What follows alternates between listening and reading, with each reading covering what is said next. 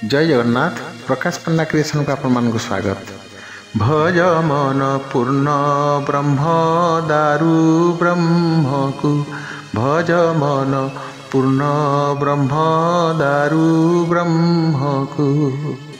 जय जय जगन्नाथ, जय जय जगन्नाथ, जय जय जगन्नाथ। जगन्नाथ महाप्रभु होते एकमात्र शून्य पुरुष पूर्ण ब्रह्म। कारण जगन्नाथ शून्यर प्रतीक।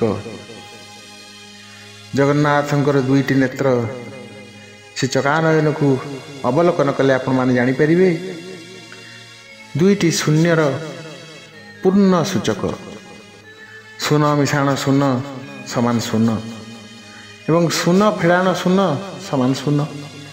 यह प्रमाण करुछि शून ही पूर्णतार परिभाषा।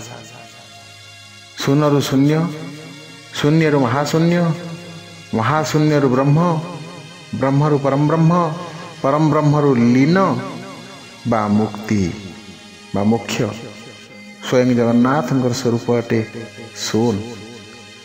जगन्नाथ शब्दर अर्थ मध्य स्वतंत्रता रही, जहाँकि जगतमय विश्वर ऊर्ध्व कथा आसे।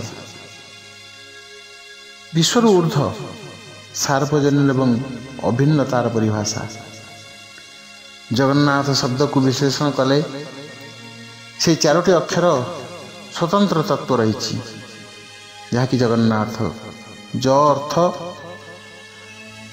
जगतमय ज्योति स्वरूप, जे कि जन्म मृत्यु चक्र ऊर्ध्वे,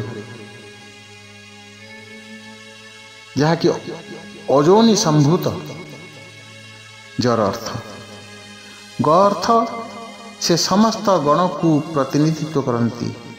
सुरगण, असुरगण, देवगण, मानवगण, कीट पतंग गण ठारू आरंभ करी ग्रह नक्षत्र गण पर्यंत समस्त प्रतिनिधित्व करती। ना अर्थ से नाना रूप विराजमान, यथा ज्योतिषाचार्य माने ताकू शनिंकर प्रतीक, शाक्त माने दक्षिणकाली प्रतीक, वैष्णव आचार्य माने विष्णुंकर प्रतीक, बौद्ध धर्मावलंबी माने महाप्रभु श्री जगन्नाथ को बुद्ध रूप अवतार बोली ग्रहण करती, बुद्धंकर अवतार बोली।